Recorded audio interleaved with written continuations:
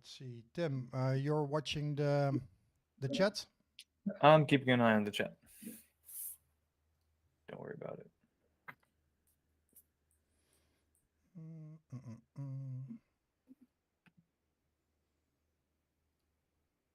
Popping out the chat for myself.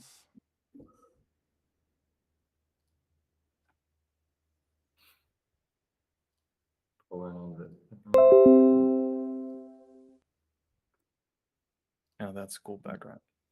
Yeah, it is actually a very nice background. Versa games. Gotta love Cthulhu. Oh, that's pretty. There was one boss in World of Warcraft, I think. Cthulhu. Yeah, it was Cthulhu. Cthulhu. Okay, It was so an yeah. old The old gods from the old gods, yeah. Exactly. Ooh. Exactly. From World of Warcraft, eh? Yeah. So many hours in that. Oh yeah, tell me about it. Death in Texas, baby. Okay, welkom. Welkom allemaal. Vanavond hebben we bij ons het team van Path of Survival. Ik ga jullie zo voorstellen aan het team van Path of Survival. Het is natuurlijk een beetje een donkere dag op dit moment. Er gebeurt een hele hoop op het gebied van de markt. Uiteindelijk denk ik dat we het gaan overleven allemaal. Het is een donkere tijd als we gaan kijken naar Bitcoin, naar de verschillende andere markten. Daar gaan we uitgebreid over praten na de AMA met Path of Survival. Maar voordat we uitgebreid gaan praten over de markt samen met Tim. Hey Tim. Goedenavond. Goedenavond. Ga ik eerst even het team van Path of Survival aan jullie voorstellen. Dat is... Ik ga toch even kijken of dat ik het presenteren anders kan doen. Dit moet anders. Sorry guys, I'm going to present later on because I'm now going to introduce you guys to the team or to the people. In the left corner, guys, can you introduce yourself? Yes, so let's start with this maybe. We are both Alex and Alex, so it's easy to remember. I'm the founder, he is the co-founder of the project. And we have been together, like even since high school. Basically, we were studying in close high schools, and that's how we got to know each other. We have been gaming together for like maybe more than 10 years. And down the road, we found out that we had like similar values between me and him. And sort of once, we already got to the part that Path of Survival was going to be a thing, we started working together on this project. So I would say that it's a brief intro about me and how I got to meet Alex. Okay, maybe I can add something more here just to show off. I was working a bit in crypto.com for a year and a half, and I was working in the NFT department. Basically there I was responsible for, how the NFT marketplace for crypto.com came to be, how they were creating all their campaigns and the website for all the NFTs. So basically I got a lot of the know-how in terms of how to work with clients, how to work with NFTs, how to work with the marketplace as a whole. I got it from there, and I also got some nice contacts there, I would say. So overall, that's like my most recent experience before joining Path of Survival. And yeah, maybe Alex, you can also share about your background. Yeah, about my background. So I'm a programmer by trade. I studied computer science. And for the past 6 years, I was working as a programmer. I started as an intern in a company that worked mainly with startups. So they were building projects from the zero to an MVP stage, and then developing the project through all the phases that startup goes through. So that was really nice experience, as I saw a lot of things. First, from a technical standpoint, how you build a product, where you start from, all the processes with communication with clients, communication with third parties. And it was really nice experiencing like the different phases of startups. Like there were a lot of projects that failed. There are some projects that were going for 3-4 years. And it was really amazing experience for me. And last year, I was basically one of our shared passions with Alex was a shared interest with Alex was crypto and blockchain space. And last year, Alex created a gaming, not a gaming guild, but a gaming community around a game called Our Planet. Basically, the entry for new players became really high, and smaller players weren't able to participate in the game. So he created like something like a pooling community where they would join all their funds and they would play from one account. It was like, I just wanted to add here, it was like a totally trust-based pool. I mean, it was just a sub account of my own wallet. And it was like, okay, hey guys, we are going to have contributions every day. Whoever wants to send funds, he can do so. There is like no security whatsoever because it's a trust-based pool. So if you don't trust me, just don't join. And at some point, like this pool from day one, like to day 40, it scaled from zero, like from one person to 280 people. And we raised at around $2.5 million in game assets and the native token of the game. So it was like pretty wild back then. And I think that was about the time that you joined like actively on the team to start with the Our Planet game. I think you were also part of the pool. Well, I was more in the shadows. Like I wasn't really an active community member, but I was really like interested by what he was doing. And the developer didn't live up to the expectations. Yeah, they didn't really, live up to the expectation. They didn't deliver, and it was right about the time where the market got a huge dip, and so the game basically died. And that's when the idea came to start Path of Survival. And that's how actually we met with Dean. He was part of that community. I guess Dean, you can share something. Yeah. Hey guys, Dean Giglietti here. I was actually a part of the Baby Whales. That's how I came across Alex and the team, and it was an amazing experience because, like Alex said, it was kind of like, oh man, there's this dude right now trying to, grab our money, throw it in a pool, and get some RNG. So it's like a flip of a coin at that point. And what I realized though was what he was building with the Baby Whales was exactly what I wanted to jump into, which was a bunch of people with a great mindset towards moving forward, in that game. And, we want to take it over to Path and bring those people over and, rock them over there, really.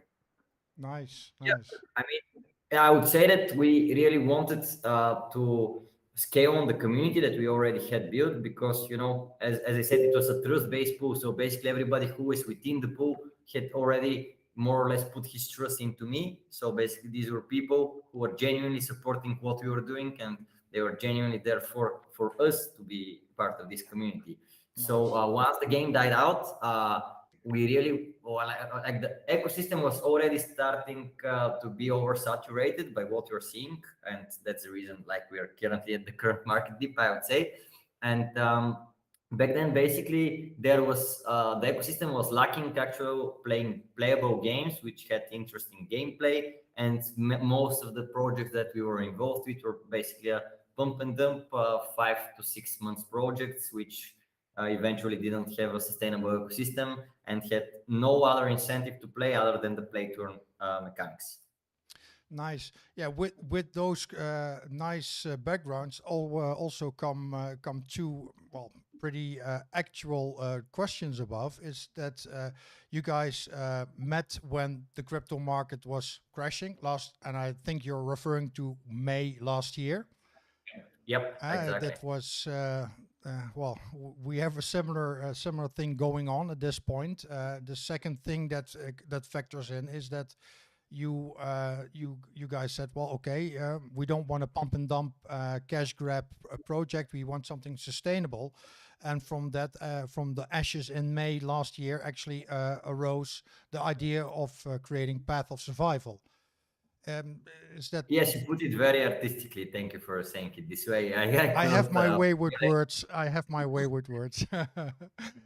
But how would you say that when we go into a nuclear winter now, how would Path of Survival come out? What would happen to the project? Okay, so basically, as I was saying, when I joined like 15 minutes ago when we were sound checking and everything, I said that like the current dip is like amazing for me, and I think this is awesome for the ecosystem. And this is because what we were seeing like 5 months ago, we were basically seeing constant ripoffs and copycats of different projects, like saying, "Hey guys, we're the new Axie. Hey guys, we're the new CryptoPunks," and so on and so forth. And then like the people were constantly trying to get into the new hype, get into the new hype. This week is this, the next week is another thing, and if you miss the train, you like have to think about what's gonna come next. So basically, I think that like this was not a sustainable model, in my opinion, and like the people like were slowly but surely getting tired out of all of this, and like the ecosystem is learning very fast. So I would say that like the crypto community has already gotten to the point that is not believing all the lies and all the crypto influencers and people around the space, saying this is the new 10x gem and stuff like that. So I would say that this is a good spot for projects that are trying to deliver an actual content to the blockchain and actually provide something that's going to withstand, as you say, the nuclear winter in a way. Because up to now, everybody who was like the loudest in the room were the guys that were getting the attention. And right now, when everybody's screaming, not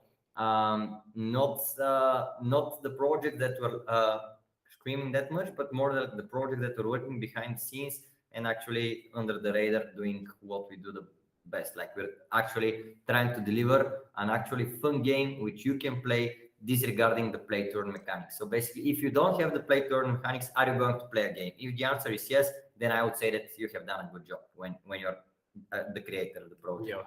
So in that sense, we're really aiming to deliver something long-lasting for the ecosystem. And this is also the reason that you haven't seen us that much around the space, and you haven't seen these banners about Path of Survival, because we believe that like the marketing is something that's mandatory for a project, but for sure this is not where the most of the funding and the most of the funds raised for certain projects should be spent, because like I have seen a lot of budgets being like thrown into marketing, being dumped like in the first couple of months just so that they can create a hype for a certain project. And then like the people come in, they buy it, they hype about it, and they realize there is no utility whatsoever, there is no product whatsoever, and eventually a product would be coming, I would say, 5 to 6 months after that. So yeah, I would say that this is this closed circle that most projects got into, and our approach is to be gameplay first. Basically, we want to release our playable game first so that the community can test it out, can give us the feedback, can help us improve, and then we can continue with launching the token, connecting it to the blockchain, and having like this sort of game economy going live. Yeah, One more thing I would like to add to that is that one of the approaches that we have is that in the crypto space, there are investors, not so much gamers, I would say. Like they are gamers, but most of the people mainly want to speculate in a project. So one of the things we want to do is actually attract actual gamers who are not there for the crypto, but are there for the game, because those are the people who play the game. Those are people who spend money in the game. Those are the people who will be actually invested in, and that's a way to bring also people in the crypto community, because most of those people they've heard about amazing gains. They've heard about scams. They've heard about rug pulls, etc., but they aren't. It's not that easy to get them into the crypto space, but it's actually easier to get them to play a game, and then if they earn something, they maybe make an NFT, they sell an NFT or something like that, and then if they make some crypto, then you can actually say, okay, you can create a wallet. When the person actually has money into crypto, he will be more inclined to try and see what he can do in it. Yeah, and that's the whole blockchain agnostic part. What we're so keen about when looking at the white paper of Path of Survival, and also we guys talked about it in a different AMA already. It's basically the utility doesn't exist per se on the blockchain. It's you have the game, and as it's created like right now, it's you can even send your account to a friend off-chain. That's how it's basically put together. But if you want to, you can actually mint your NFTs on the blockchain. At this point, the token will be launched first on Binance Smart Chain and also on the Kronos blockchain. At least that's how it's set up now. Correct? Yep. And so for us, of course, there are a lot of gamers with us in the Alles over Crypto, everything about crypto community, the Dutch community you're talking to right now. But a big chunk is, of course, also investors. And investors are needed to fund a project. But what I like about the tokenomics a lot is that it's actually set up in a way that the public sale will not dump over the seed round and the private sale.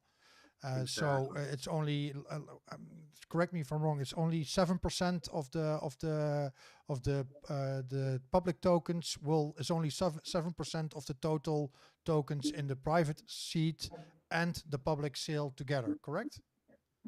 Not exactly. I mean, there was some miscommunication initially when we were writing the article about the project, but overall we have like a seed round of 1%. We have a private of 12.5%, and then the public is 4%. And basically on TG, we are going to have basically for the private in the seed, we're going to have like just 10% of it on launch, and then 20% or 25%. This would depend on the launch paths for the public round.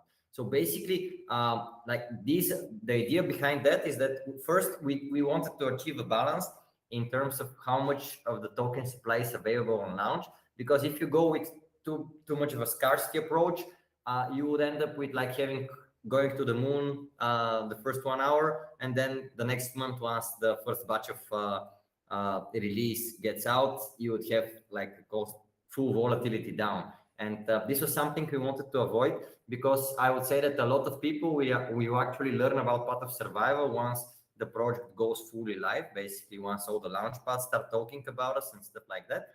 So we wanted to avoid having this moment when the token pumps 20-30x in the first 24 hours, and then having all the new people joining because they like the game to be buying on these super overpriced prices, and then having to be like disappointed from getting into this kind of pump and dump activity, I would say.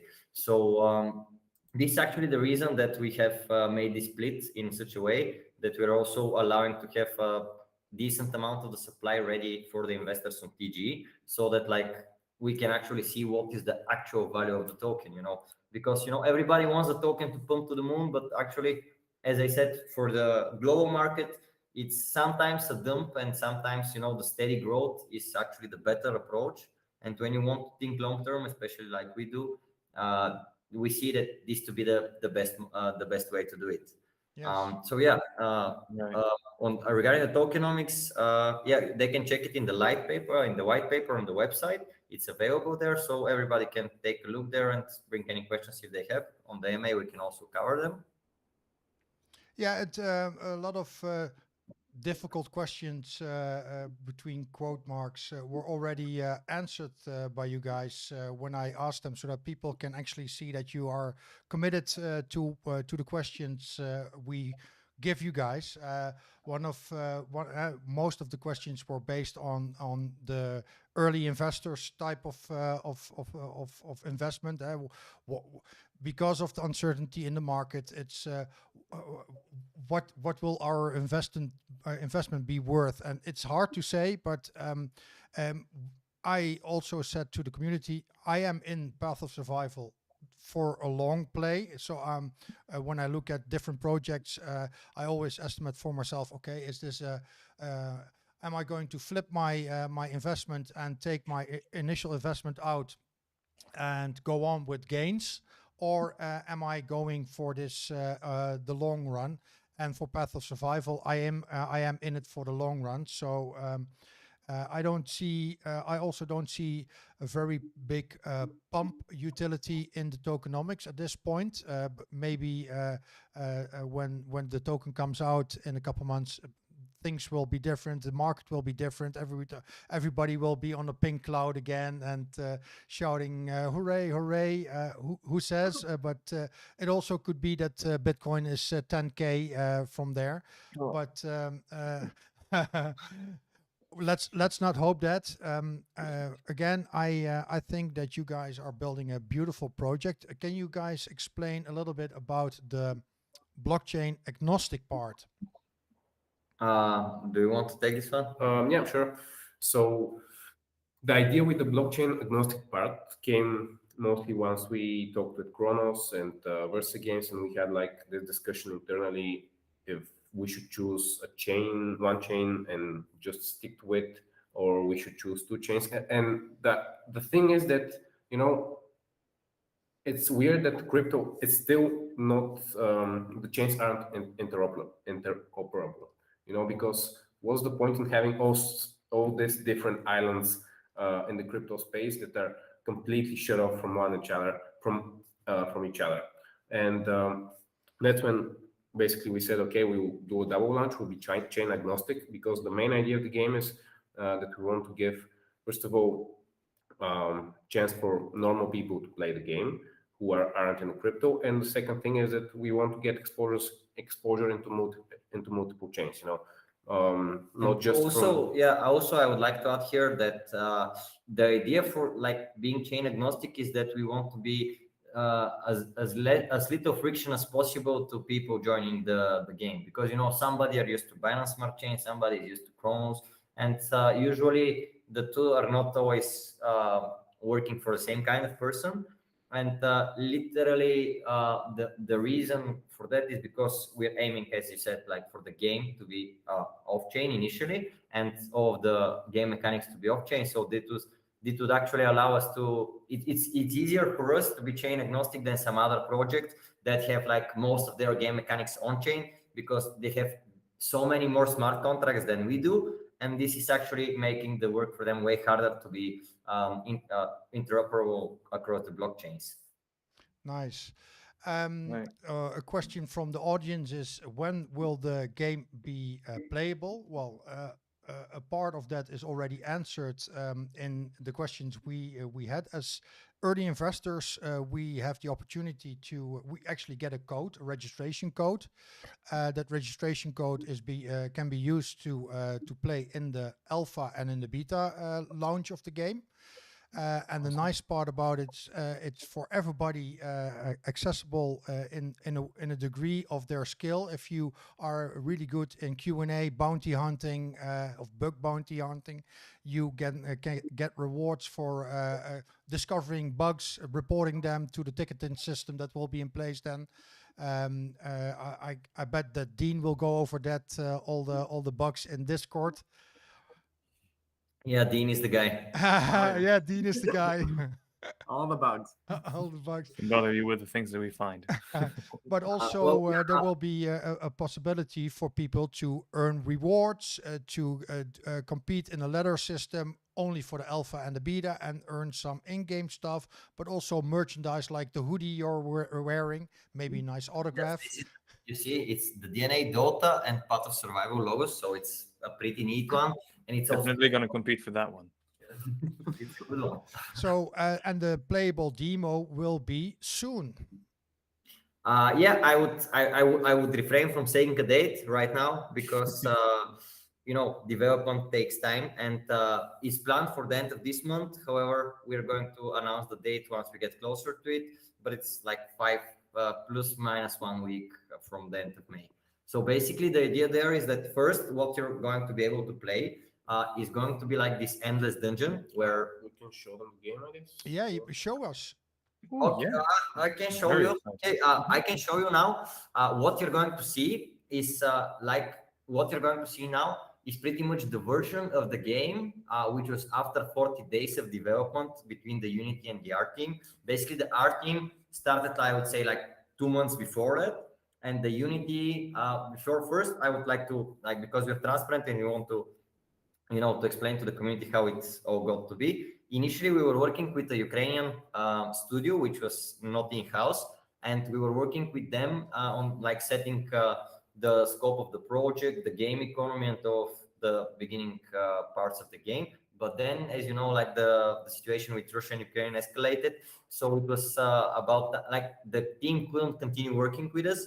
So we had to do this adapt from today for tomorrow. And we had to figure a way to, build an in-house team right off the bat. And we got very lucky, like super lucky, finding a working team which has experience with Imperial Online and Imperial Hero.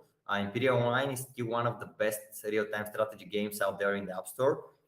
So basically, we managed to onboard this team, and basically they started the development around the last weeks of February. And what you're gonna see now is basically the first 40 days of development, which do not show what we have done the last 30 days. And yeah, that being said, I'm just going to go ahead and share my screen. Perfect. Just let me know if it's visible. I can It's see visible. perfectly. Okay, so yeah, as you see now, it's going to be an infinite dungeon mechanics, basic battle. The artwork showcase basically how we are proud of the integration of the DNA DOTA artwork into the game. And also we're going to have an equipment management screen so that people can test out different weapons. We have here a disclaimer which is not very visible. It says, but this is by no means a playable game and serves only for demonstration purposes. The idea now is that what you're going to experience in the actual dungeon after that is going to be an infinite mode where you compete until you die. And based on how much damage you have done, how many monsters you have defeated, you get your set of high score. People will be able to do unlimited number of tries on the dungeons. And every week we're going to be distributing, as you mentioned, we're going to have like in-game rewards. We're going to have the merchandise, and we're also going to be giving out some stable coin rewards to everybody who is part of the testing phase. You hear that, guys? We are going to get paid in stable coins for our efforts playing the game, helping improve the game. And Actual stable coins, though, right? Not USD. Not USD. Not yeah. USD. Yes. Yeah, no UST, please. Well, in USD, Bitcoin was already 100K. So, hey, don't talk about that. Yeah. Okay. No, but I'd like to add, also in that demo, we welcome, people. We would love feedback. We genuinely would love feedback on the experience, especially, and how that game is playing out for them. Everyone likes different games. We want to hear from all of you guys. We want to build the best game possible for our clientele and our users. And that's a huge part of it for us, is actually getting that feedback and putting it into play. Yep, exactly. Yeah, as we mentioned, like we were built by the community, so we're making something for the community. If it was not for the community of the baby whales, like which I formed, we would not be here. I mean, these were the people that gave us the hope, and they were like, hey guys, you're on the right track. Let's do the funding round for Path of Survival. Let's start with the seed round, a small seed round, just 1% of the total supply, so that we can get the project going. And basically, this was like the biggest motivation, and it's still like our main drive to be doing it for the community, because it's made by the community in a way. So yeah, no further ado, I'll just open the demo and showcase what we're after. So basically, as you see on the home screen, you're going to have a lot of navigation buttons.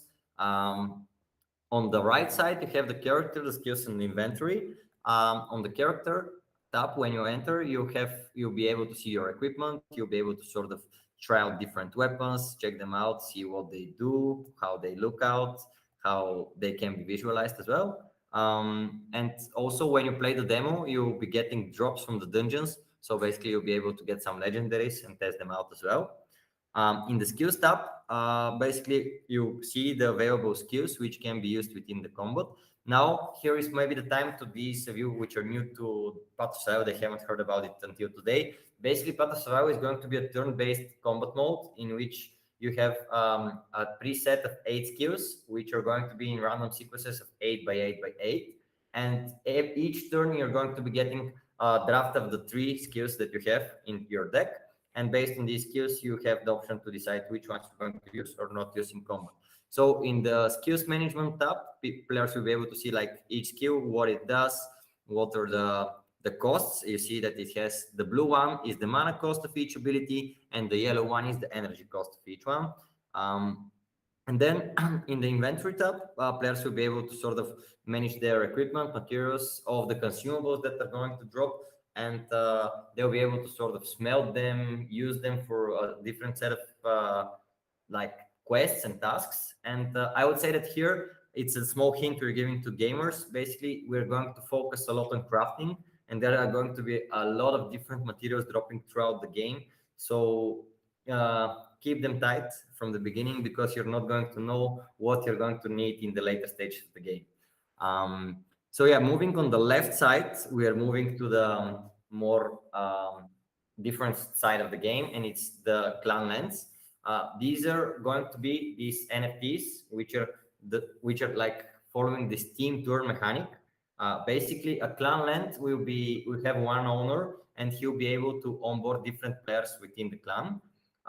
This is why, by design, we're making these modes for gaming guilds and for gaming communities as a whole, because in order to maximize on like having the clan land NFT, you have to onboard other members within the clan in order to be able to compete on the global map, which is going to be this series of mini seasons based on like 3 to 4 week schedule, and each like mini season will feature its own set of rules, in which the players will have to compete in sorts of contested territories camping mode, where each building which you control with your clan will reward different set of NFTs, soft currency and hard currency over a certain period of time. And the good part here is because we wanted to raise the stakes. I mean, we're hardcore gamers.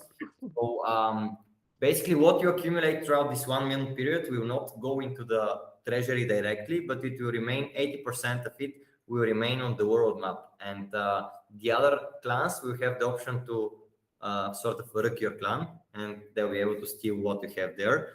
And of course, they're not going to steal everything, but still they'll be able to get a hefty portion of all the rewards that you have on the world map.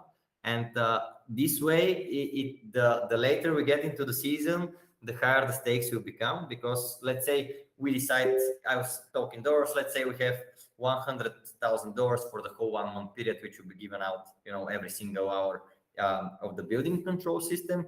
So by the end of this period, basically like $80,000 would be sitting on the world map, ready to be robbed by the different clans. And I think that this will be the time that we'll be able actually to tackle a lot of Twitch streamers and actually other competitive gamers who will join us for the real-time strategy mode of the game. This mode is planned to be released in the end of Q4 and beginning of Q1 next year, with the idea that we want to have enough critical mass of players so that we can make this mode actually fun and competitive. Because if you don't have enough players for this mode, it's not going to be worth it. So we are going initially with the PvP and PvE modes, which are going to be like the dungeons and the PvP progression system. And then once the community is already settled, the clan lands are distributed, the people have set themselves in different clans, then we're going to release the global map, as it's also going to be a very big milestone in our development, since it's going to be a totally different mode and it will require a totally new set of development there. Yeah, but also if you release it too soon, the guilds who have already formed and are wealthy become more and more wealthy and unbeatable towards new guilds. So instead of that, you build up a community, let people get acquainted to the game, have a nice PvE environment where people actually can find different loot, different value, different propositions, different items to accumulate for their crafting towards the PvP players who, in my vision, always are the hardcore gamers you saw that with World of Warcraft also. I was always from a PvE guild, Death and Taxes. We were all about clearing the dungeons, being server first or world first.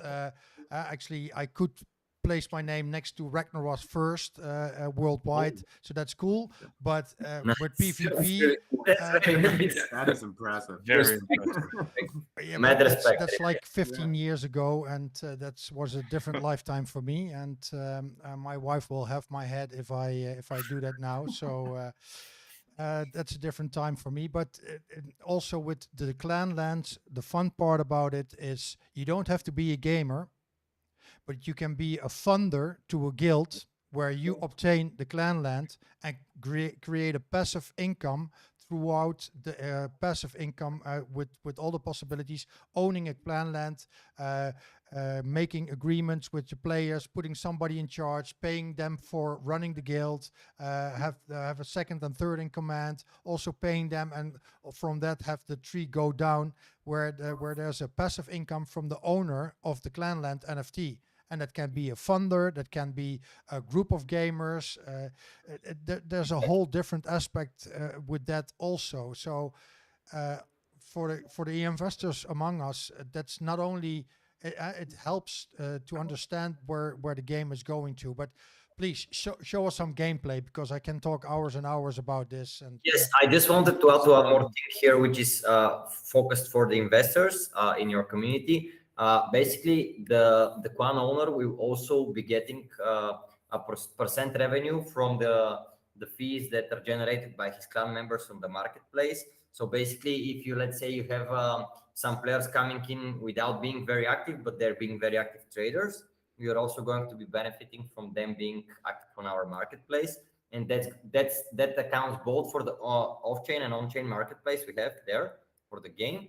And I would say that like this is something we managed to calculate in a very decent way, so that we can incentivize not only, because we didn't want to make it in a pay to win element, but sort of you still need to provide incentive for the big investors who want to be staying for the long run there. So instead of like whaling into the game and killing the ecosystem by being paid to win, they'll be sort of be able to be the hosts by being the clan owners, and thus allowing the other players, the smaller ones, to compete in the competitive modes like PvP and PvE. Nice. So yeah, let's just go ahead to the game. I really don't like what we're showing you right now, because I have seen the better version, but it's not stable and I can't open it right now.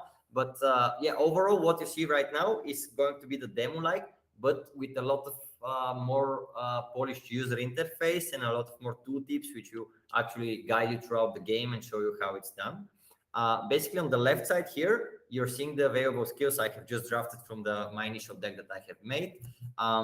You have 5 types of skills. Basically, you have a basic attack, you have a power attack, you have a block, a dodge, and you also have a feint attack, which is like faking a different attack. Basically, this will work in a sort of rock, paper, scissors dynamic. Each different type of skill has its own counter or blocks another type of skill. For example, if we use now the power attack, so as you see, like the skills that you select to move to the right, it's going to be different in the UI. And then the ones that remain on the left are going to be the abilities that are not utilized, but they are going to refund and replenish 50% of their resource cost back to your character. So basically, this allows for resource management strategy throughout the whole game. If you just burn out all your attacks in the early turns, you're gonna end up in a worse position down the road. So yeah, let's just go ahead and see how it goes. I use a power attack. He used an evade, and this is the reason that, as you see, like he pretty much destroyed me. I'm 50% down, and I'm going to try with a melee attack and a snapshot. Let's see how it goes. Okay, yeah. So basically, now he tried to feint attack me, and I had my successful attack. Then the second ability countered with his evade ability, so I was not able to kill him. And now I'm going to give it another shot to try to do a power attack again. Let's see how that goes. Yes. One thing I would like to add here is that the gameplay is set in such a way that it would be easy to port to mobile. I mean, even now you can open the game on mobile browser. It's a bit buggy because we haven't focused on that. But the idea is that we want it to be like easy to, a little bit of a casual game where it's easy to enter the game, but it's hard to master it. As you need to build up your strategy, your skills, your character, your items, your attributes in a certain way that it would be more to have a higher chance of winning, but it's really easy interface for mobile. Yeah. Yeah, perfect. Nice. I just came across a question in chat, which is from our community, as there's also just a lot of people who are just investors. if you're not a gamer, it doesn't make sense to invest. Well, I read something about like the deflationary idea of the tokenomics, which should also allow for like a steady growth for people who are maybe not as active as gamers, who haven't put as much hours in World of Warcraft like we have. Yeah. Okay. So here is the thing. Like, if you're just betting on the deflationary model, I'll be honest with you, this takes time, and this is not Of course. going to deflate the token that fast that you're going to make something out of it. If you just want to invest, what is going to be your best options are actually two things. You can get the clan land, as we mentioned until now, that you can be the owner and be profiting from the passive income that you're generating, or you have the option to stake. And now here is the thing that I don't know why nobody has brought this to the table yet, but like what we're trying to do with the staking here is not like to provide only the staking incentives of getting our native token, like some yields on the blockchain for staking, but we're also going to be providing these sort of in-game rewards, and people will be able to farm NFTs by staking on the blockchain. So basically, when you're staking your token, you'll be also generating NFTs, which you'll be able to trade on the sell on the marketplace if you're not a player. Without you have to play the game, you only have to open the interface and get your NFTs from the staking rewards. As you see on top of the screen, you have craft rewards, and in between you see staking. When you click on that, I imagine that you can see your staking rewards there.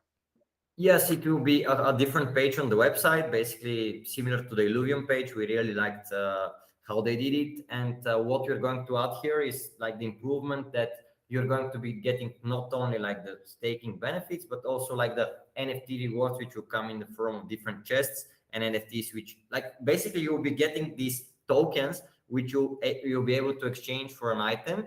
And when you exchange it, here is a good point to mention that all of our items within the game, because we are very hardcore Path of Exile players, and we really like the item design there. Basically, every item will be a totally random generated item with certain conditions that will be met. So basically, for each set of items and each set of rarities, we're going to have sort of different total amount of stats that it can get. And this way, we will ensure that we have pretty much unique items every time that somebody generates one. For example, you can get this sword that I have right now in 100 different formations, and some of it will make sense, some of them will not. But again, like especially the people staking on the blockchain who are basically an investor and are not going to be playing the game, they'll just have the option to, you know, stake the token, get their rewards, and trade the NFTs on the marketplace, the on-chain marketplace. So this way they'll not have the need even to be entering the game. And for those who do play the game and have like 20 or 30 or 40 different types of this sort, put them in your inventory, melt them, get resources back for them, because you might need them crafting a different sort, or maybe you can even combine recipes or combine swords to create a better one. I will tell you this: if you get a Zot rune, don't sell it. But that's something. You know, actually, you're gonna make it in our game. that's actually coming from my Diablo time. I never sold a Zot rune, and I sold a Telrussia's armor with a Zot rune for crazy amounts. So nice. I joined your clan, Bart. Yeah. So basically, as Alex mentioned earlier, like the game designer that we have, he's like a madman. You know, he's very good at it. And literally, when we're working on the game mechanics and the game economy, we're focusing, you know, because, you know, a lot of people will be like the ones, okay, hey, I want to be investing only. But, you know, what we're going to provide here is like a lot of time-saving mechanics, which will actually be time savers within the game. So basically, if you're, let's say you're an investor and you're like, yeah, I like the project, but I don't have this time, you know, I'm working like this, let's say, 13 hours a day, and in the end of the day you just want to sit on the toilet for like 20 minutes and, you know, play a game. These people will be actually able to do so by staking, because they'll have these reduced waiting times. They'll have this faster replenishing sort of daily resources that they have. So basically, if you say you're a free-to-play player compared to one who is staking, you have to be farming, let's say, for 5-6 hours per day. You have to be playing a lot. so that you can keep and then keep up with like the top ranking players. And then on the other side, like the people who are staking and who are playing actively can just spend a lot less time playing the game daily and still be competitive within the ecosystem. Nice. And one more thing I want to add is like it's in the play to earn space is really unique because you have to not only think about the players, but you have to think about investors. And you know, the combination of the both of those things is something really new. And we learn from a lot of games, we learn from other projects, and you're trying to build something that will like make everyone happy. But you know, it's always a work in progress. You know, you cannot say, okay, guys, I have figured out the best approach to the game. We are putting a lot of effort right now on making these, how did you call them, the behind the scenes that we see what they do? Sneak peeks. We're going to be like monitoring like how the players interact, which about the game, we're going to be monitoring a lot of stats about the game so that we can learn by the players behavior, and this way adjust like the game economy, because in the different stages of the game with the different elements coming out, there constantly has to be a balance coming out, you know, and you cannot say that, okay, this build is going to be the most powerful throughout the game, you know, with the different patches. You know how Vitalik came to be with Ethereum when they nerfed the Warlock. So or in a way, I would say that or the Druid. And it was the Warlock. It was the Warlock, and it was a patch that he was like so upset about that he was like, okay, I'm never going to participate in a centralized tech system again. So in a way, we are also trying like to make the best out of what we're seeing on the market right now. Like 6 months ago, like some game mechanics were making sense, let's say in Naxi. Right now, they're not making sense for the current market, especially. Also, let's say some techniques like pegging, let's say certain costs within the game for the dollar actually makes sense in terms of longevity of your currency. Also, you shouldn't peg all of the services within the game to the dollar, because after all, we are crypto, we're not fiat. And eventually, basically the most important thing when it comes to a game, I would say, is like to have this constant appreciation of the feedback that you're getting, combining it with the stats monitoring that you're receiving from the players, and then making the best efforts to improve it in the next patch. I mean, everybody who is saying otherwise and being able to like, hey, we'll have this game ready, like, and not touched anymore, I wouldn't trust him. Another question from the audience is, it will also be for mobile. Does it mean there will be an app in the App Store? Yes, currently we're exploring how this should work, because you know there are certain requirements that have to be met in order to list on the App Store. And once we get closer to Q4, we are going to be exploring what has to be done exactly to launch. Here is also something that we have been thinking about. I do believe that by the end of this year, we are most likely going to get an App Store, but it's going to be the crypto store for mobile games. Basically, I think that we'll have something like that coming this year. Not by us, but I think that somebody from the ecosystem, we were exploring, but I cannot recall the name right now. But what they're doing is actually creating this sort of crypto store for crypto games only. And I think that the majority of the ecosystem will probably move towards there, in case, you know, they're still encountering difficulties with launching on Apple or App Store. But we also have a fallback, which is basically playing the game on a browser on mobile. It's a bit, how should I put it? It's not the best experience, but still, if you're like addicted to the game, it doesn't matter from what device you play. Yeah, That's fair. Yeah. Hey, guys, I have a ton more questions, but Go, bring them on. We are very open to. How is 5 versus 5 going to look like? Oh, okay. If you want, you can answer. Okay, go. Okay, so you're very excited. First of all, we haven't really set on a clear strategy. We have two options, and we want to test out with the player base, basically, which is the best of the two. One is you have like both teams, and they'll have to choose who goes first, who goes second, who goes third against the other team.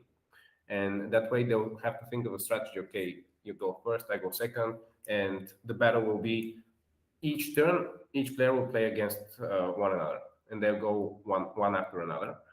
And the other one is basically everybody playing 1v1 and then switching each turn who plays with who. Like those are two options. One is more strategic in a team play kind of way. The other is like more random who you get to play with. Like a blitz sort of gameplay. Yeah. And basically the 5v5 mode would also be released most probably with the tournaments which we're going to have. So basically the tournaments mode will be a sort of a tournament which is organized by the players. They can set up their own entry fee for the tournament. They can decide, okay, hey, it will cost 1,000 SRV to join this tournament. If you want to play, here, you can register. And once it gets filled, like let's say 16 players, the combat begins. They're matching one by one and doing sort of this ladder up until there is nice. last. It also solves the problem of how can I create a good tournament for different games. You have to have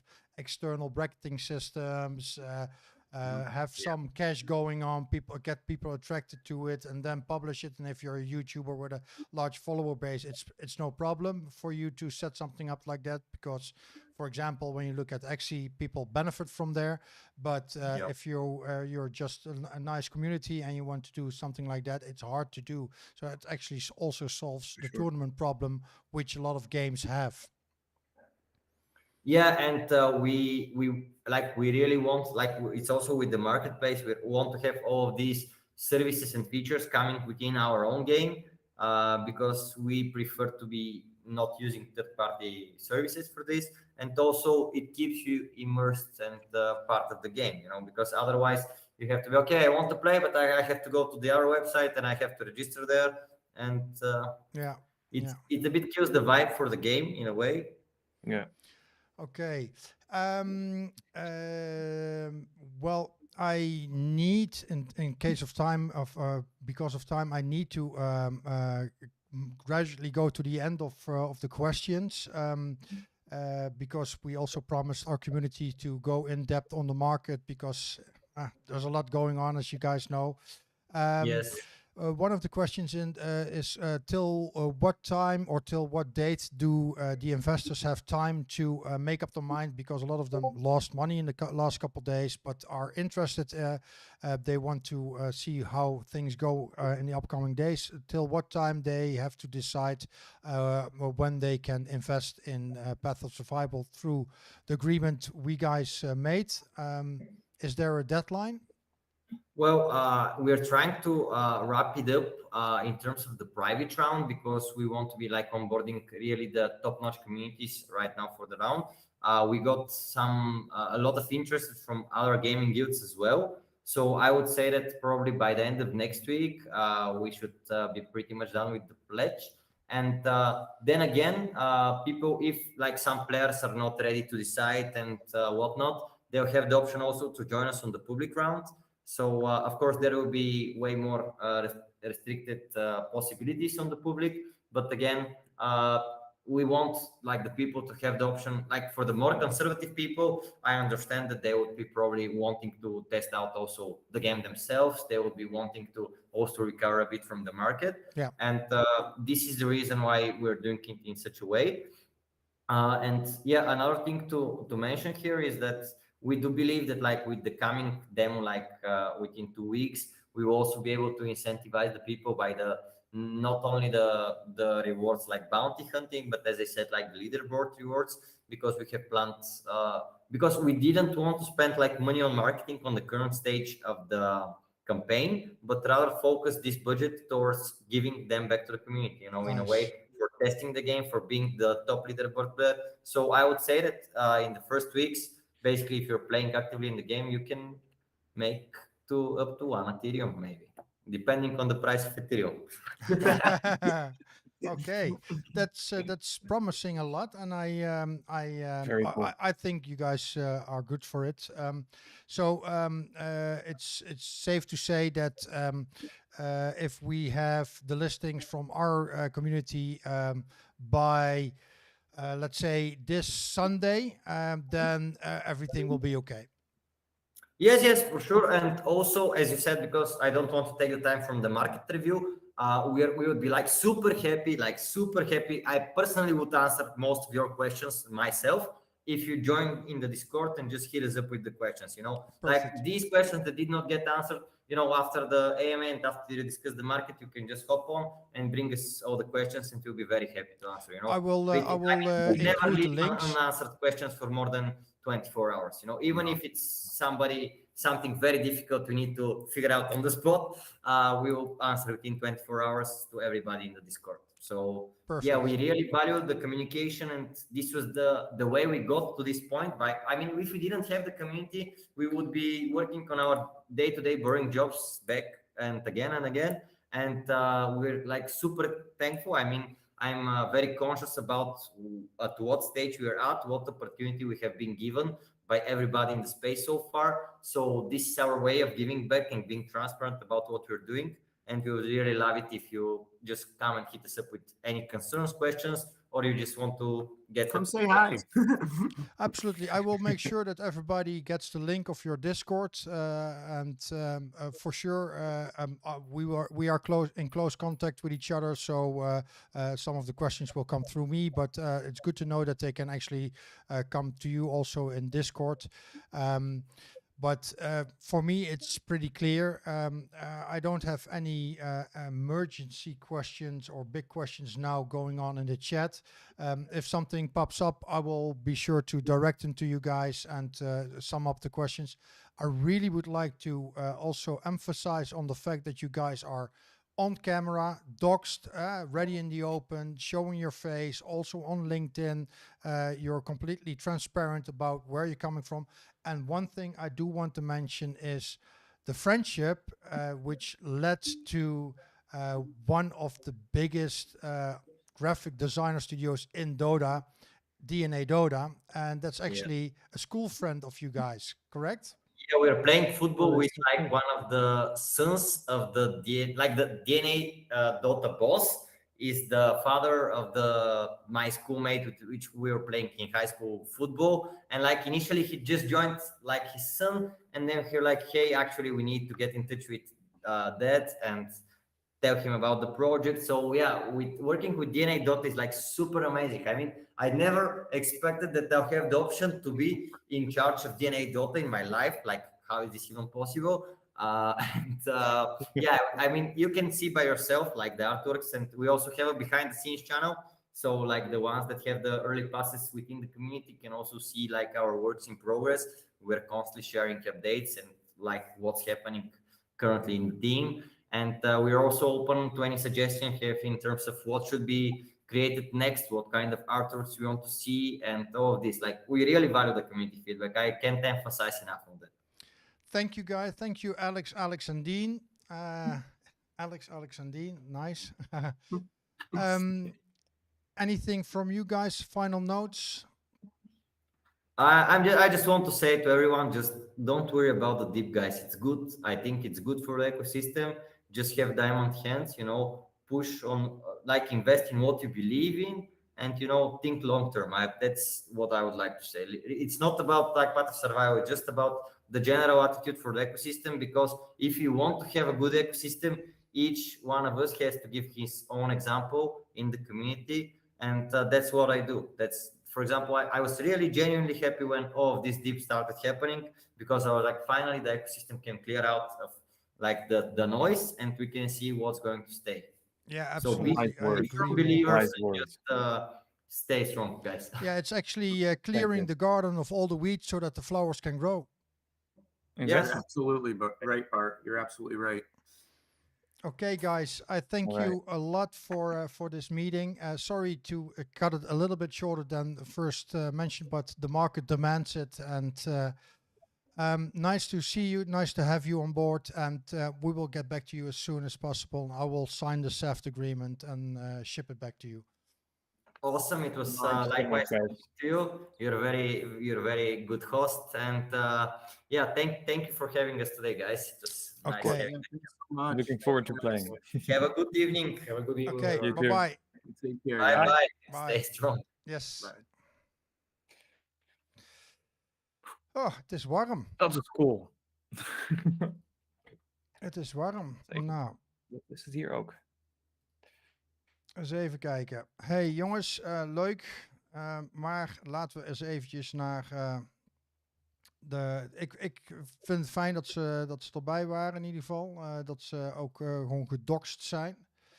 En dat ze uiteindelijk ook gewoon staan voor het project waar ze mee bezig zijn. En dat zegt gewoon een hoop. In mijn ogen. Maar goed, dat mag ieder voor zich uitmaken. Het is geen investeringsadvies, zeker niet. Maar ik denk echt wel dat dit project een mooie toekomst heeft. Tim, zullen wij even overschakelen naar Discord? Dat jij mij eventjes op Discord belt? Ja, Yes. dus doen we dat. Dan Kom ik eraan. helemaal goed. Mooi. Zo, bright light. Oké. Nou jongens, laten we overgaan naar de markt, want die is niet erg rooskleurig. Oké. Alright, en dan Camera van zo. Tim. Dan ga ik jou even erin zetten hier. Even kijken. Discord cam. waren leuke mannen om mee te praten. Zeker. Heel interessant. Absoluut. Helemaal mee Ook eens. Oké. Rechtsonder, daar ben ik. Import. Wacht even, daar. Even schakelen. Import scene. Waar ben je? Daar ben je. Tim. Oké.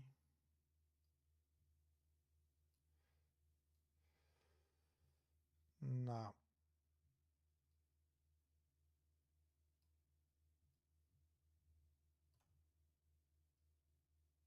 Zo dan. Alright.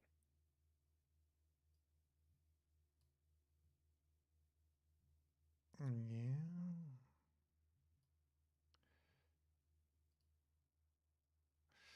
Yes. Dat is 1. En nou mezelf nog even tevoorschijn toveren. Waarom zie ik mezelf niet? Ik mijn geluid goed staan.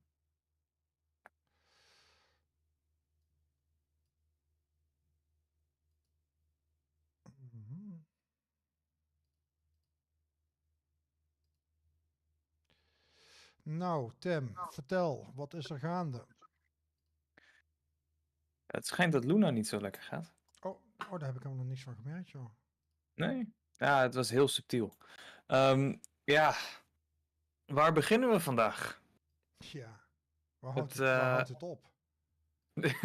Dat ook. Ja, Ik zal mijn scherm natuurlijk. met jou delen, dan kan jij zeggen waar ik naartoe moet gaan. Cool. Ik kan ook mijn scherm delen als dat makkelijker is. Ik weet niet of je daar... Ja, kijk maar, dat is goed. Oké. Eens zien. Share screen. Zo. Laten we maar eens beginnen bij Bitcoin dan. Ja, dan ga ik even jouw Een scherm beetje te overzetten. zien zo? Of, Ja, dan ga ik eventjes jouw scherm overzetten.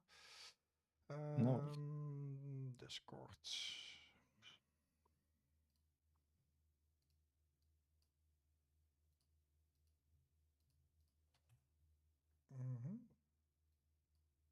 Kom. Yes. Ja, vertel. Juist. Als eerste is Bitcoin natuurlijk door die 38.000 gezakt. Een tijdje terug alweer, een paar dagen geleden. Daarbij hebben we ook zeg maar de grotere marktstructuur wel iets gebroken. Die oranje lijnen die we hier kunnen zien. En van daaruit zijn we nu doorgegaan naar de range low / de major support.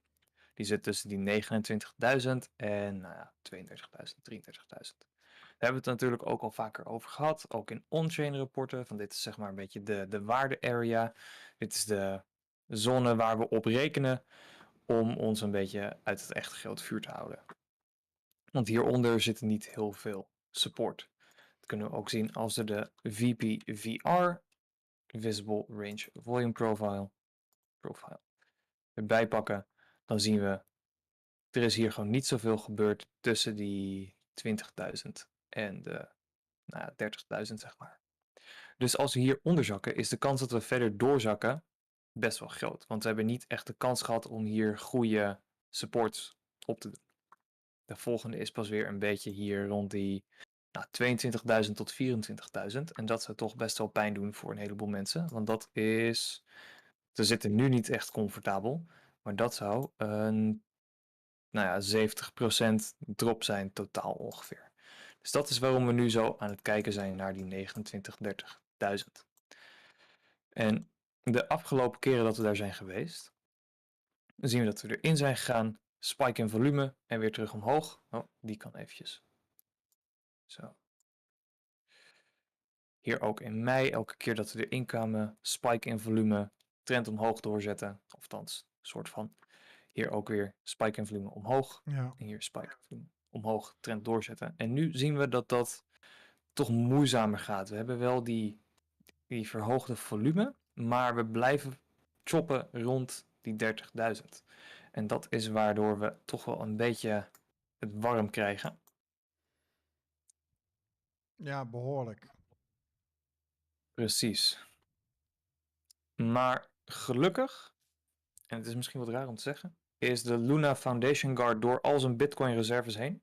Dus die kunnen niet meer verkopen. Die zijn nu gewoon compleet geliquideerd.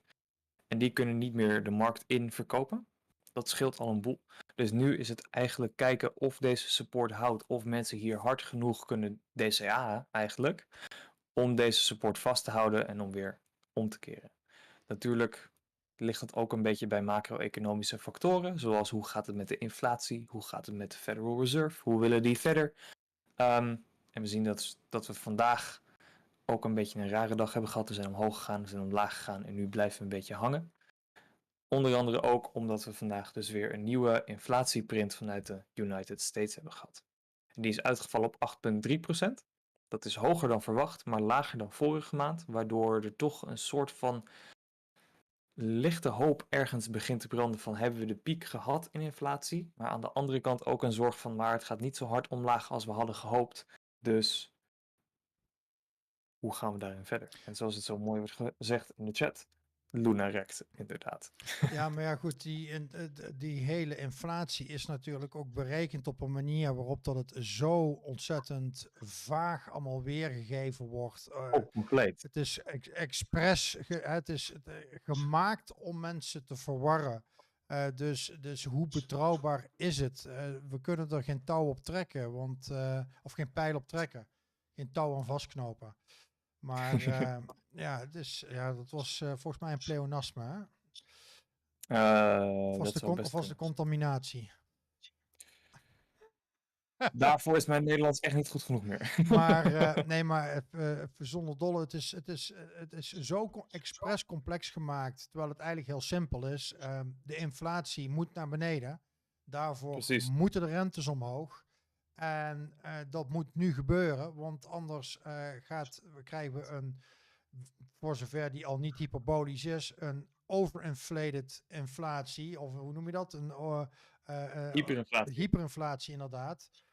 En dan hebben we echt een veel groter probleem, ook op macro-economisch gebied. Hè? Ik bedoel, in Nederland zitten we ook met het grote dilemma, die energieprijzen. En dan afgezet tegen de inflatie en de factor voor ons belangrijk, euro, zuidelijke eurolanden, noordwestelijke eurolanden. Wat gaan we daarmee doen? Het zuiden kan niet betalen. Onze inflatie loopt op omdat het zuiden niet kan betalen. Wij moeten die rentes omhoog gooien. We zitten met die belachelijke energieprijzen. Wat gaat de overheid daarin doen? Dus je ziet er overigens nou wel positieve signalen voor mensen die lopen te hikken tegen een energiecontract. Kijk eens naar Shell. Shell levert als een van twee voor een energiecontract voor een jaar. Ja.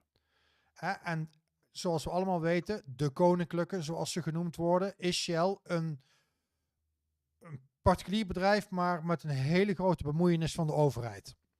Zeker. Dus er moet iets gebeuren en dat moet nu gebeuren. En ik denk, daar ben ik het daar wel mee eens wat Alex net zei, is dat er moet nu gewoon iets gebeuren, want crypto moet volwassen worden. En crypto kan alleen maar volwassen worden als de ruis eruit gaat. Ja. Dat wil niet zeggen dat we een aantal leden hebben die gewoon echt pijn hebben gehad van het hele Luna-verhaal. Het is gewoon, ja, het geeft gewoon aan dat crypto op een hele hoop vlakken gebrek aan inzicht heeft. Want hoe durf je in godsnaam zo'n groot gedeelte van jouw asset backing te doen in een volatiele munt, ook al is Bitcoin de koning. Je ziet wat er nou gebeurt en wat er geliquideerd moet worden om maar die 20% APR vast te houden op Anchor. Precies. En dat is alleen het ankerprobleem van dit hele fiasco. Waar begin je daar überhaupt mee? Want doordat de prijs van Luna ook zo onwaarschijnlijk hard is gecrashed, is ook die hele pack uit zijn wack. En ik zie hier ook een vraag voorbij komen. UST stijgt toch best snel van 0,22 laagst vandaag naar 0,62 nu. Ja, het enige wat we daar echt uit af kunnen leiden is dat dit in no way, shape or form een stablecoin is. Like, dit soort wicks, dat... Oei. Ja. En daarbij te zeggen is dat oppassen is met alle stablecoins. Ja, die niet... Ja, algoritmische stablecoins vooral. Want volgens mij lag daar uiteindelijk het probleem in. Ja. Dat zo'n algoritme, als die eenmaal breekt, dan is het ook echt stuk. Ja, dan is het een cascade. Ja, maar Precies, dan krijg je een death spiral. Ja, maar niet alleen dat. Het is ook, we zagen ook dat USDT een tijdje op wankelen heeft gestaan toen dat hele gedoe rondom hoe zit nou die backing in elkaar met die bag of assets achter USDT. Wat gebeurt er allemaal? Hetzelfde hadden we met USDC. Wat is de waarde van de backing? En realiseer dat stablecoins in handen zijn van bedrijven. Dus Precies. absoluut niet decentraal. Dus als de SEC achter een van die bedrijven aangaat en die bedrijven krijgen dikke boetes, dan klapt die stablecoin. Ja, nou denk ik aan de ene kant niet dat de SEC al te hard achter stablecoins aan wil gaan, want hoe meer dollar stablecoins er gebruikt worden, hoe meer dollars er gebruikt worden, eigenlijk. Tot een zekere hoogte natuurlijk. Maar het is wel goed voor het verder verankeren van dollar in globaal gebruik. Ja. Maar je hebt een compleet valide punt. Van we moeten gewoon opletten met wat er nou precies met die stablecoins gebeurt. Wat zit erachter? Want alleen omdat iets zegt dat het een stablecoin is, zoals we kunnen zien, zegt niet voldoende. I mean, Luna heeft vandaag meerdere 5 minuten candles gemaakt van min 10%. Nou, dat zie je nooit. Zelfs toen de hele COVID-markt of de hele COVID-crash er was, heb ik dat soort dingen niet gezien. Hier vandaag ook min 96%. Oh. Maar ja, goed. Dat geeft aan dat wederom weer aan dat crypto volwassen moet worden. Just verify. Dat we uiteindelijk dat het heel verstandig is om jouw winst die je pakt niet alleen maar te laten staan op de blockchain of in een exchange, maar ook gewoon daadwerkelijk te cashen naar je bankrekening. Ben daar zeker op het moment dat je veel geld ergens in hebt zitten, pak zo snel mogelijk je winst. En zeker in deze markt, ben heel erg voorzichtig. We zijn los van het feit dat ik denk dat Path of Survival, ondanks de markt, voor mij gezien, ik ga er zeker in investeren, een mooie investering is. Ben voorzichtig. Ja. Aan de andere kant zijn we heel erg schuchter met het delen van signalen. En vooral Signals is nou vooral gefocust op het scalpen. En DCA. Want het is nou wel echt een buyer's market natuurlijk. Precies. Ik zie al een paar puntjes voorbij komen in de chat ook van. Je hebt verschillende soorten stables, dat klopt helemaal. Sommige hebben verschillende backing, maar ook de meest vertrouwde op het moment, USDT, zie je om de zoveel tijd ook van, maar we weten nog steeds niet helemaal zeker wat er nou achter zit. En dat is een beetje het punt dat we proberen over te brengen. En UST zat zeker niet in de meest betrouwbare categorie, omdat het zo'n algoritmische stablecoin is. Maar het punt is dat we toch proberen te waarschuwen van, niet alles is even zuiver als dat het lijkt.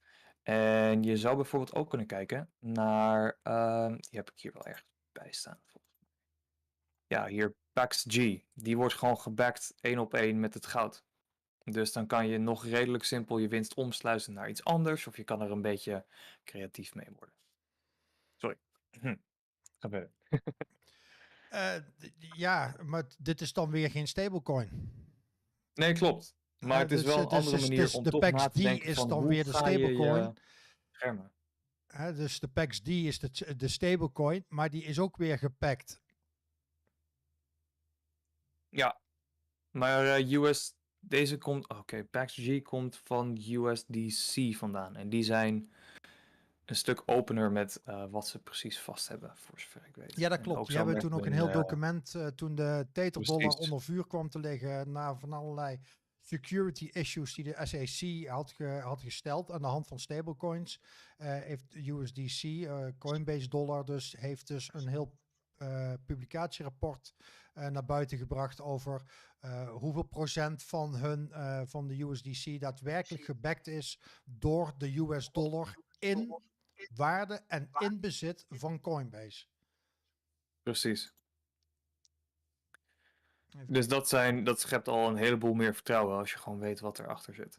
USD op FTX is geen stablecoin, maar is toch gewoon de dollar? Of zit hier ook een addertje achter? Dat zou ik even moeten dubbelchecken. Dat durf ik niet zo 1, 2, 3 op de top of my head te zeggen. Het is alweer even geleden dat ik daarnaar heb gekeken. Hetzelfde geldt volgens mij je hebt hetzelfde op KuCoin, dat je inderdaad jouw euro direct kan omzetten naar USD en niet USDT of USDC, maar USD. Precies. En volgens mij is het dan inderdaad ook echt dollar, maar 100% zeker weten doe ik dat niet, Angela. En ik denk dat we dat even moeten nakijken. Ik vind het wel een hele goede vraag. Is het zeker? Dat is ook zeker eentje die je morgen op de to-do-lijst zet. Top. En Fear and Greed Index staat op 12, heeft een masterclass ons niet geleerd om bij extreme fear net greedy te worden. Ja, zeker. En dit is ook zeker een mooie indicatie van, hey, we kunnen hier echt wel goede DCA buys maken. We kunnen hier echt wel een goede slag slaan voor de langere termijn. Voor de kortere termijn zitten we te kijken naar wat dit vakje hier doet tussen de 29.000 en de 32.000, 33.000 ongeveer. Want alleen omdat de Fear and Greed laag staat, betekent dat niet dat we helemaal klaar zijn voor de komende tijd. Waar we bijvoorbeeld ook zien is, en dan moet ik eventjes naar de 3-day en 2 moving averages aanmaken. Oeps. En tussen beantwoord ik even een vraagje van Yves. Limit buy order op Luna zetten op rond de 0,9 dollar. Had bij een klein pumpje deze middag al een keer 5 kunnen opleveren. Ja, had gekund. Had ook helemaal de andere kant op kunnen gaan. Ik zelf blijf ver weg van Luna op dit moment. Zoals Tyler het ooit zou gezegd hebben is I wouldn't touch it with a 10-feet pole. Yep. Dus ik zou echt wegblijven van dit soort dingen op dit moment. Gaat UST Luna dit overleven?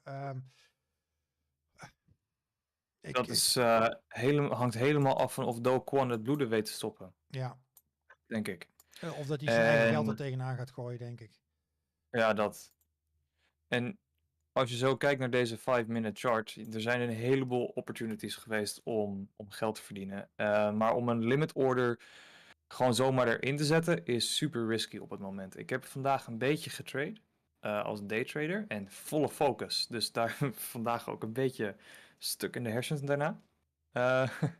Maar dat zijn zulke in het moment moet je kunnen reageren trades op het moment, omdat niemand weet, zoals jullie ook vragen van gaat Luna nu helemaal stuk of niet? Niemand weet het helemaal zeker, want we hebben geen duidelijke plan van aanpak vanuit het Terra-team gekregen.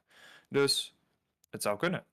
Maar je moet instant kunnen reageren. Tenzij je zegt van oké, ik koop op $1 wat in, voor misschien $100 totaal, koop 100 Luna en ik laat het staan en ik zie het alvast als weggebrand geld. Dat is een ander verhaal. Dan zou je zeker kunnen zeggen van oké, dat is een risico wat ik wil nemen voor het geval het wel omdraait.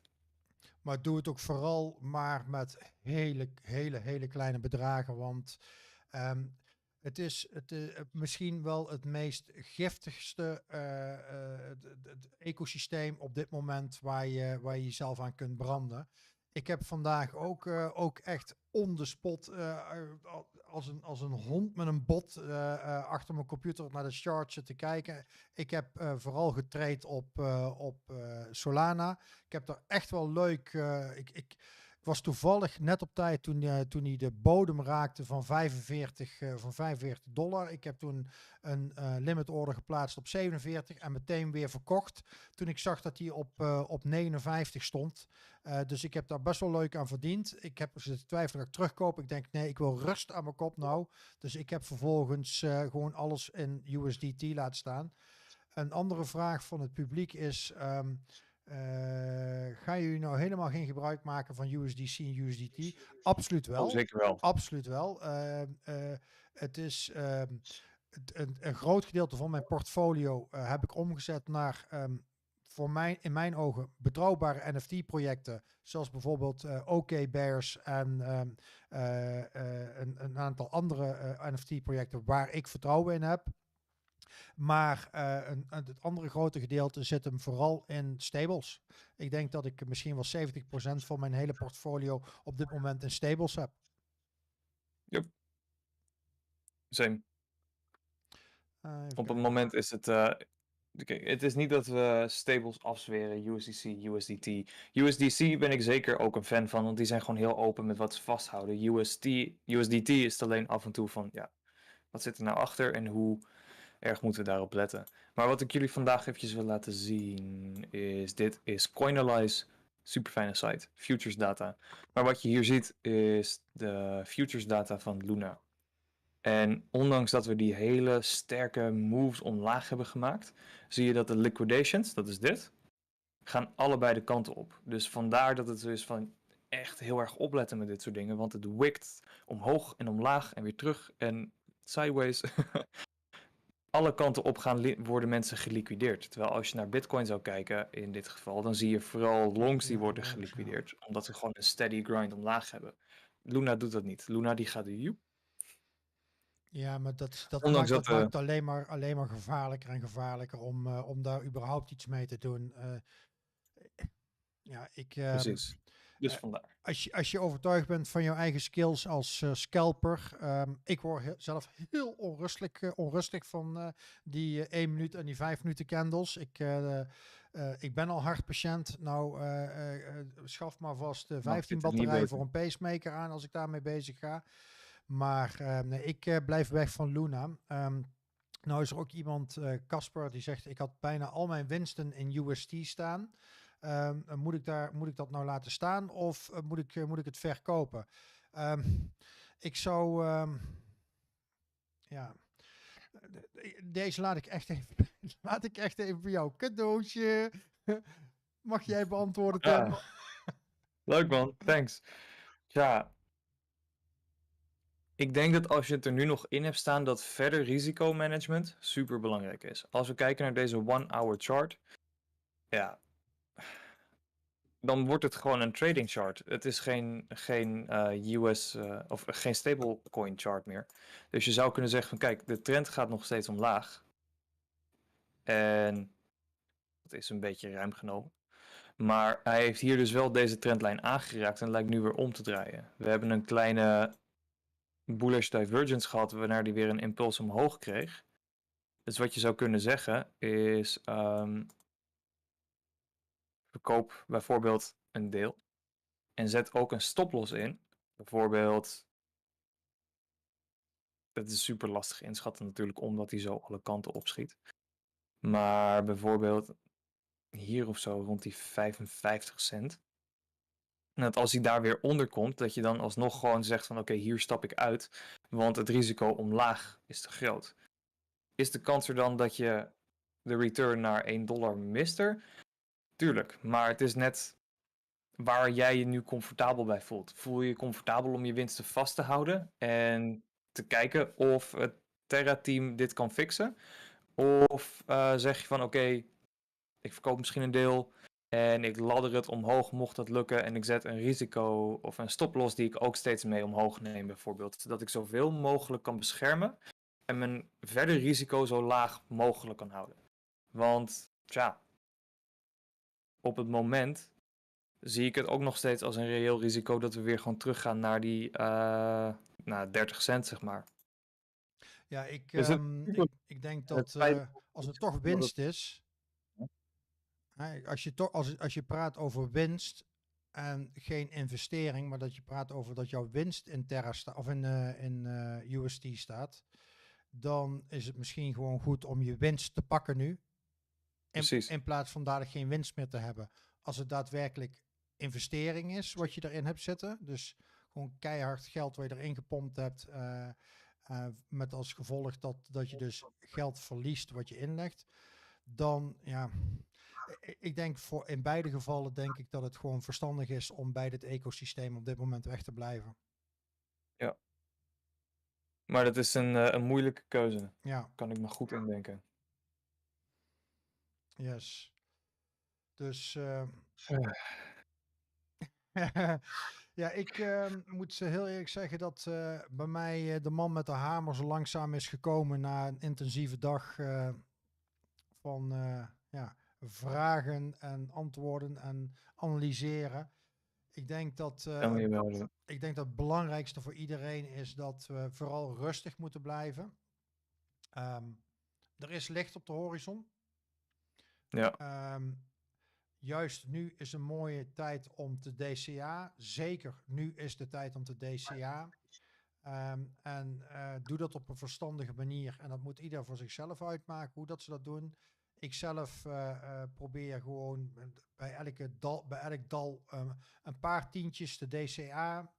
En zoveel mogelijk in stables te houden. En dan praat ik dus over USDT en USDC.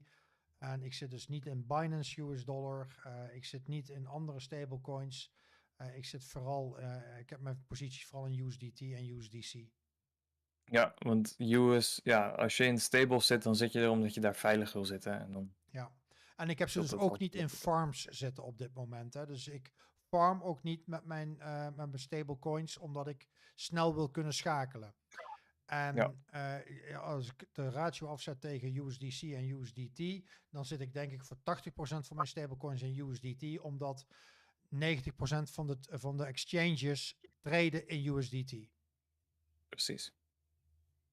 Er is nog even één dingetje wat ik jullie wel nog mee wil geven. En dat is iets waar we op kunnen letten van, goh, wat zou nou een impuls kunnen geven dat we toch er doorheen zakken.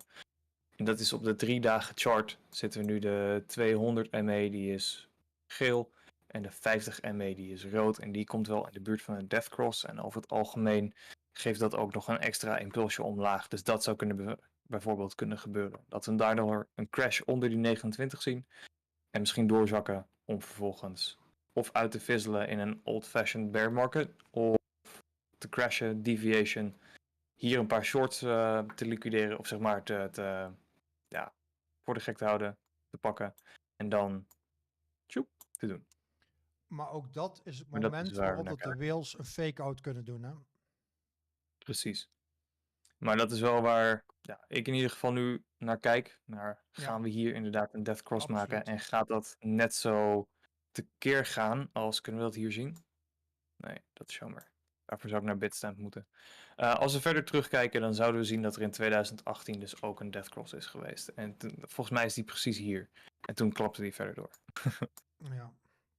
Dus jongens, ben alsjeblieft super voorzichtig. Kijk, of pak je, als je verlies hebt ingecalculeerd en je toch als funny money ziet, dat hele crypto gebeuren, dan kun je proberen iets uit te zingen. Stel jezelf gewoon een aantal vragen af bij elke munt die jij bezit, bij elk project waarin dat je investeert. Is vraag 1, gaat dit project een bear market overleven? Heeft dit project iets waardoor het hele ecosysteem, het hele crypto beter wordt? En is dit een project waar het team van laat zien dat ze bezig zijn met het verbeteren van het project aan zich, ook voor een bear market? Als je op die 3 vragen ja krijgt, dan denk ik dat jij voor jezelf het antwoord al hebt van, is het veilig om in die munt te blijven? Is een van die 3 vragen een nee, dan is het misschien goed om een gedeelte van jouw positie te verkopen en met een ander gedeelte door te gaan. En ben gewoon heel erg rustig en voorzichtig. Kijk het gewoon van moment tot moment. Probeer vooral geen cowboy moves te maken. En ook met betrekking tot het eventueel investeren in een project zoals Path of Survival. $100 of $200 kan ook, hè. Dus het hoeft niet $1000 of $2000 of $5000 te zijn. Je kunt ook met $200 of met $300 investeren. Dus ben voorzichtig en help elkaar, steun elkaar ook op dit moment. Want het is gewoon lastig beslissen. En als er vragen zijn, jongens, kom alsjeblieft bij ons voordat je rare dingen gaat besluiten. Zeker. Want ook bij Luna vandaag, er zijn gewoon zoveel mensen die met leverage erin zijn gesprongen zonder echt te weten van hoe en wat. En dan krijg je dus, dan word je een statistiek hier. Ja, exact. Blijf vooral weg van leverage trading. Zeker als je niet weet hoe je ermee om moet gaan. En als je een long-term trader bent, net zoals ik, kies je moment uit. DCA, de projecten waarvan je zeker weet dat ze de tand destijds, zeg ik dat goed, de tand destijds doorstaan hebben. Bitcoin, Ethereum. Ik denk zelf ook dat Solana een ecosysteem is wat nog lang gaat blijven bestaan. Aan de andere kant, als Bitcoin daar crasht naar die 20k, dan gaat alles naar beneden. En dan had je voor je $1000, als je daar vandaag verkocht, kun je dan waarschijnlijk volgende week het dubbele of misschien wel drievoudige van die munt van kopen. Dus met DCA is beslis van tevoren, ik heb $1000 waarmee ik wil DCA. Kies de munt waar je mee gaat DCA en doe het in kleine stapjes. Dus vandaag 50, volgende week 50, over 2 weken 100. Dan pak maar minder winst. Yep. Maar dat mitigeert wel jouw verlies. Dat doe ik nu al 4 jaar en het werkt prachtig. Ja. En ik doe dit nou een jaar en ik moet het nog leren.